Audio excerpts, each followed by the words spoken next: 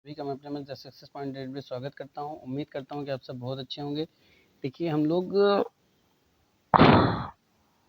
Triple EM पे discussion कर चुके हैं। आज हम देखेंगे ईआईएम के बारे में, यानी कि इंस्ट्रूमेंट के बारे में, यानी कि वैद्युत उपयंत्र एवं मापन, या इसको इंग्लिश में कहते हैं इलेक्ट्रिकल इंस्ट्रूमेंट एंड मेजरमेंट्स। आज उसका पहला चैप्टर हम लोग डिस्कशन करेंगे और एक ही वीडियो में कोशिश करेंगे कि एक एक चैप्टर कंप्लीट होता चले, क्योंकि एग्ज़ाम की डेट लगभग करीब आ चुकी है। और उम्मीद करता हूँ कि आज का सेशन आपको पसंद आएगा। तो शुरू करने से पहले गुजारिश है कि मेरी वीडियो ज़्यादा शेयर करें, लाइक करें, कमेंट करें, और जो मेरे चैनल में नए विजिटर हैं उनसे गुजारिश है कि वीडियो को सब्सक्राइब कर दो, बेल आइकन ऑन करें ताकि उनको नोटिफिकेशन मिलती रहे।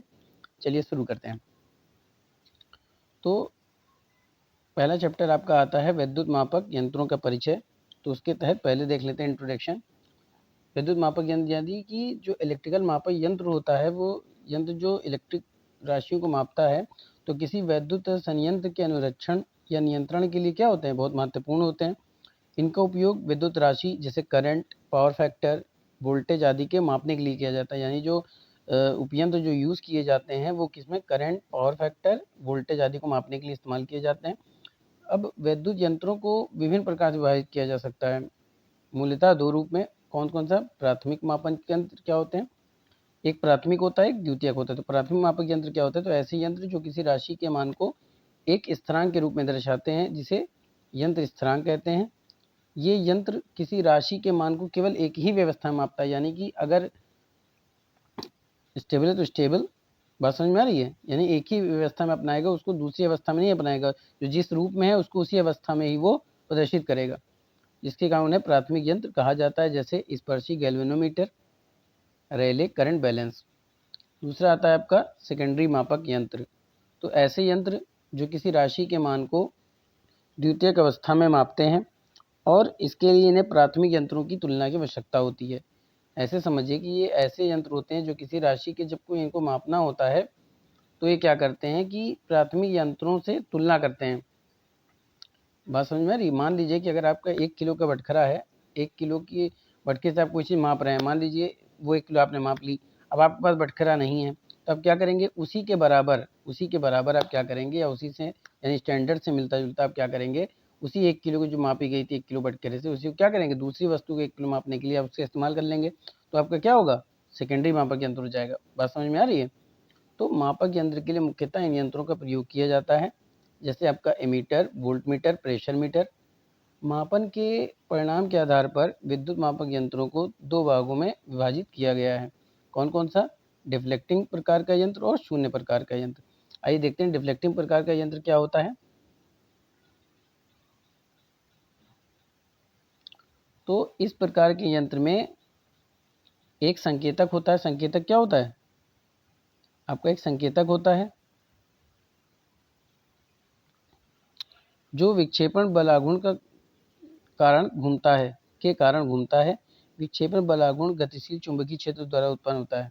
देखिए, समझने की कोशिश करिएगा। देखिए क्या है कि दो मैग्नेट हैं। ऐसे कोई मैग्नेट ले लीजिए, उसका एक नॉर्थ पोल है और एक साउथ पोल है। इसके बीच में क्या है, एक कॉइल के जरिए से एक स्पिंडल जुड़ी हुई है। अब जैसे ही क्या होता है कि मैग्नेट के बीच में ये कॉइल क्या होगा, मैग्नेटाइज होगा, या मैग्नेटिक फील्ड जनरेट होता है। जैसे ही मैग्नेटिक फील्ड जनरेट होगा तो क्या होगा, स्प्रिंग जो है, स्प्रिंग क्या होगी, घूमेगी, जिसकी वजह से ये जो आपका संकेतक है ये क्या करेगा, ये भी रोटेट करेगा। और इसके साथ एक जुड़ा है पैमाना। बात समझ में आ रही है? पैमाना यानी स्केल जुड़ा हुआ है आपका। तो ये पॉइंटर क्या करेगा, वो शून्य से दूसरी तरफ क्या करेगा, रिफ्लेक्ट करेगा। इसी को ही क्या कहते हैं, विक्षेपण कहते हैं। बात समझ में आ रही है?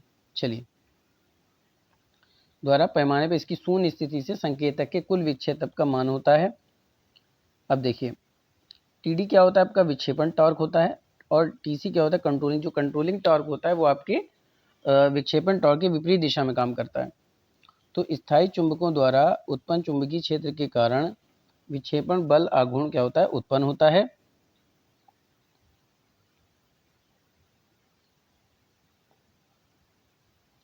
जिसकी वजह से मूविंग कॉयल क्या होती है, गतिमान होती है।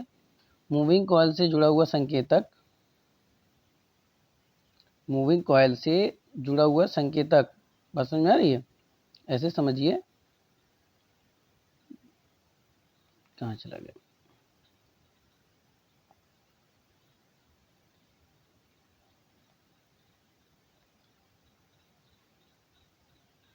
वजह से मूविंग कॉइल गतिमान, जो मूविंग कॉइल से जुड़ा हुआ संकेतक विक्षेपित होता है, यानी जो आपकी स्पेंडल है वो क्या होता है, रोटेट करता है। संकेतक विक्षेपित होने से पैमाने पर मापी जाने वाली धारा का मान प्राप्त हो जाता है। यानी जो पैमाना होता है उस पर जो राशि मापी जाती है वो क्या मापती है, आपके करंट के मान को मापती है। यानी कि ये वाली जो आपकी वैल्यू दी हुई है स्केल पे, ये आपकी किसको मापती है, आपके करंट को मापती है। बात समझ में आ रही है, चलिए। और यही करंट किसके समानुपाती होगी, ये समानुपाती होगी आपके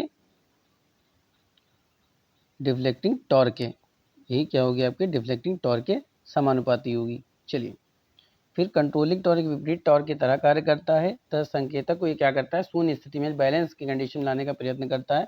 इसलिए संतुलन की स्थिति में करंट, जो कंट्रोलिंग टॉर्क होता है वो डिफ्लेक्टिंग टॉर्क के क्या होता है, बराबर होता है।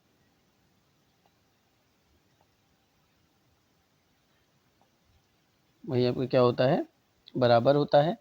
और इसी कंट्रोलिंग टॉर्क बराबर डिफ्लेक्टिंग टॉर्क, अतः करंट का मान डिफ्लेक्टिंग एंगल के सीधे क्या होगा, समानुपाती होगा। करंट जो थीटा के समानुपाती होगा। अच्छा, थीटा जो एंगल मतलब जो स्पेंडल है वो जीरो से अगर मान लीजिए 2 तक जाती है, यानी 2 सेंटीमीटर तक जाती है, तो उसके बीच का जो डिफ्लेक्शन होगा वो कौन सा एंगल बनाएगा, थीटा बनाएगा। और वही क्या होगा, करंट के समानुपाती होगा। अब देखते हैं शून्य प्रकार का यंत्र क्या होता है। तो ये यंत्र विशेष रूप से संकेतक की स्थिति को स्थिर रखने के लिए प्रयोग किया जाता है, इसलिए इन्हें शून्य प्रकार के यंत्र के नाम से जाना जाता है। यंत्र डिफ्लेक्टिंग टाइप की तुलना में अधिक शुद्ध मान देते हैं। ठीक, बात समझ में आ रही है। चलिए, अब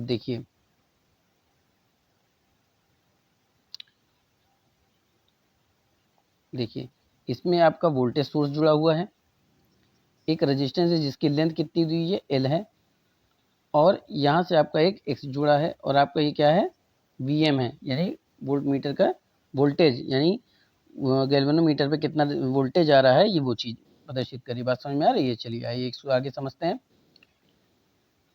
ये आपका वी एम हो गया, और वी ए सी क्या हो गया, जो रजिस्टेंस हो गया वो आपके ए और बी के बीच का वोल्टेज हो गया, ए और सी के बीच का वोल्टेज बराबर क्या होगा, आपका एक्स अपॉन में एल वी एस।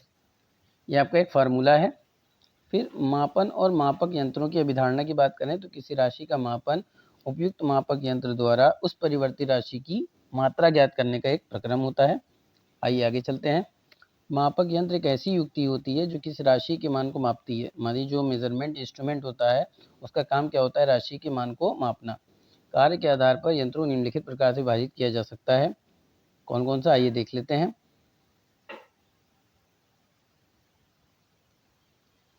एक होता है आपका मापक यंत्र, दूसरा होता है आपका नियंत्रण यंत्र, तीसरा होता है रिकॉर्डिंग यंत्र, एक होता है आपका सूचक यंत्र, और एक आपका होता है समाकलन यंत्र।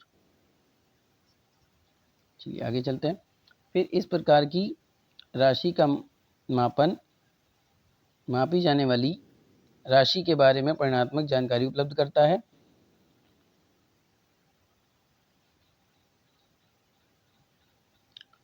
किसी राशि के मापन निम्नलिखित दो विधियां हो सकती हैं, एक प्रत्यक्ष विधि हो सकती है, एक अप्रत्यक्ष विधि।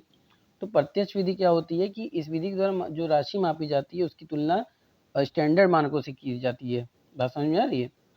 जो अप्रत्यक्ष विधि होती है, इस विधि में मानव घटक भी शामिल होता है, यानी कि मानव के द्वारा जो घटक होते हैं वो भी शामिल होता है, जिसके कारण अधिक स्थितियों में इस विधि द्वारा ज़्यादा शुद्ध मान जो प्रत्यक्ष मेथड होता है उससे हम प्योरली वैल्यू ज्ञात कर सकते हैं या एब्सोल्यूट वैल्यू ज्ञात कर सकते हैं। आइए अब देखते हैं विद्युत राशि तथा उनके मापक यंत्र के बारे में। कौन सी राशि किसको क्या मापती है उसके बारे में देख लेते हैं। तो आइए डिस्कशन कर लेते हैं। आइए, पहला आपका आता है करंट। तो जो करंट क्वांटिटी है वो कौन मापता है, आपका एमीटर मापता है। जो आपका एनर्जी को कौन मापता है, आपका एनर्जी मीटर। रेजिस्टेंस को कौन मापता है, आपका ओम मीटर। वोल्टेज को कौन मापता है, आपका वोल्ट मीटर। पावर को कौन मापता है आपका, वाट मीटर। फ्रीक्वेंसी को frequency meter. Power factor metre को पावर फैक्टर मीटर। इंडक्टेंस या रेजिस्टेंस को LCR मीटर। RF सर्किट की गुणवत्ता कौन मापता है, क्यू मीटर को। जो आपका RF परिपथों की गुणवत्ता वो क्यू मीटर मापता है। जो सिग्नल के परिमाण तथा कला के जो विश्लेषक होते हैं वो कौन किसको मापता है, सिग्नल विश्लेषक मापता है।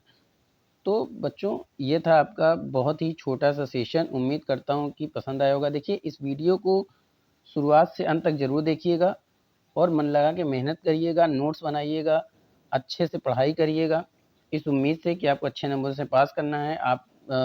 आप पे कितने लोगों की भरोसा है, कितने लोगों की आस जुड़ी हुई है आपसे, खास करके आपके माँ बाप की। तो अपने माँ बाप का भी नाम रोशन करें, अच्छे नंबर से पास हो, मेरी यही दुआ है। अगले चैप्टर के साथ मिलते हैं, तब तक के लिए थैंक यू।